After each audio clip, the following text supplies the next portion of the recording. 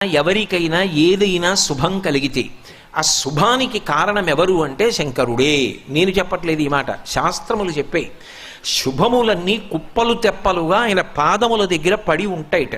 ఆయన అనుగ్రహించాడు అనుకోండి, ఓసారి ఇలా అంటాడు అంటే అది ఎగిరి వెళ్ళి ఇంటికి తోరణంగా పట్టుకుంటాడు. అందుకే ఒక గడుసు కవి ఒక మాట అన్నాడు, నేను ఓ పువ్వు పట్టుకొచ్చి మీ పాదాల మీద వేశాను అనుకోండి, నేను వేసినది ఇది పువ్వు, మీ పాదముల మీద ఉన్నది ఇది పువ్వు.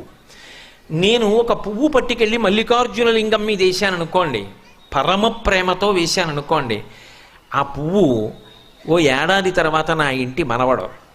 నేను ప్రేమతో వేసిన పువ్వు 2 ఏళ్ల తర్వాత నా ఇంట్లో మనవరాలు. నేను ప్రేమతో వేసిన పువ్వు నేను కట్టుకునే ఒక ఇల్లు. నేను వేసిన పువ్వు నాలో కలిగేటటువంటి భక్తి. నేను వేసిన పువ్వు ఏ వయస్సులో నాకు రావాలో ఆ వయసు